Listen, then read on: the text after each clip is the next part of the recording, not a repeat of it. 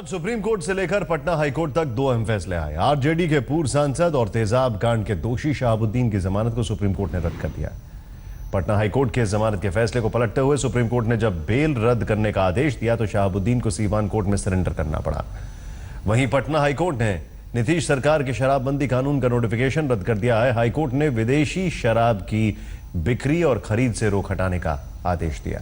RJD नेता और लालू यादव के करीबी शहाबुद्दीन को बड़ा झटका लगा है। सीवान में तेजाब कांड के दोषी शहाबुद्दीन की जमानत को सुप्रीम कोर्ट ने रद्द कर दिया है।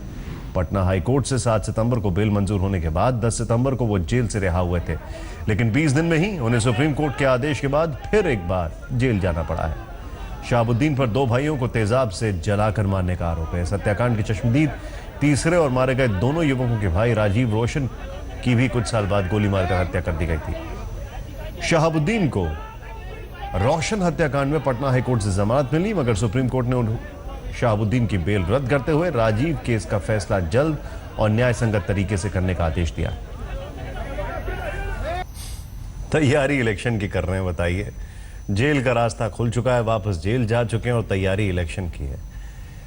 सिवान में जिसके नाम से लोग खौफजदा हैं, उस बाहुबली को एक बार फिर अदालत ने सलाखों के पीछे जाने पर मजबूर कर दिया है। शहाबुद्दीन को जेल से सिर्फ 20 दिनों की आजादी मिल सकी और जैसे ही मामला सुप्रीम कोर्ट में पहुंचा तो देश की सबसे बड़ी अदालत ने कह दिया कि पहले तेजाब कांड में मारे गए युवकों के भाई राजीव रोशन हत्याकांड का फैसला किया जाए और तब तक शहाबुद्दीन न्यायिक हिरासत में रहेगा।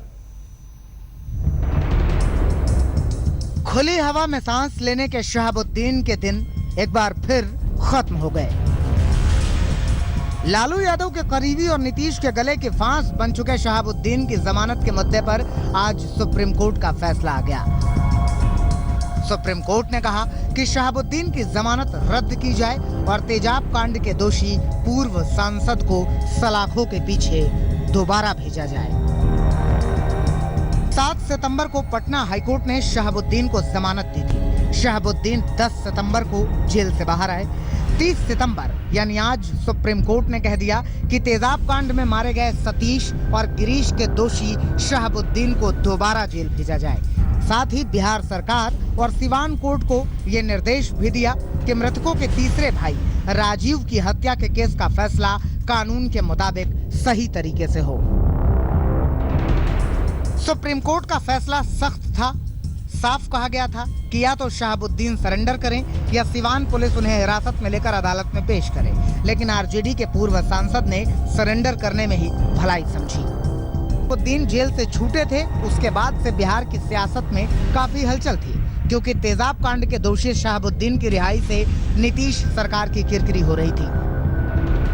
दरअसल अगस्त 2004 में सतीश और गिरीश नाम के भाइयों की हत्या कर दी गई थी। रंगदारी को लेकर दोनों भाइयों को तेजाब से जलाकर मार डाला गया था। तीसरा भाई दोहरे हत्याकांड का चश्मदीद था। 2014 में राजीव की भी हत्या कर दी गई। तेजाब से डबल मर्डर में शहाबुद्दीन को मुख्य दोषी माना गया था। कोर्ट ने शहाबुद्दीन को 2005 में सजा सुनाकर जेल भेजा। 11 साल बाद शहाबुद्दीन को पटना हाईकोर्ट ने जमानत दी थी, मगर अब पटना हाईकोर्ट का आदेश और शहाबुद्दीन की तकदीर का फैसला बदल चुका है। सुप्रीम कोर्ट के फैसले के बाद एक बार फिर शहाबुद्दीन का ठिकाना जेल है। सिवान से रोहित कुमार सिंह के साथ आज तक ब्यूरो।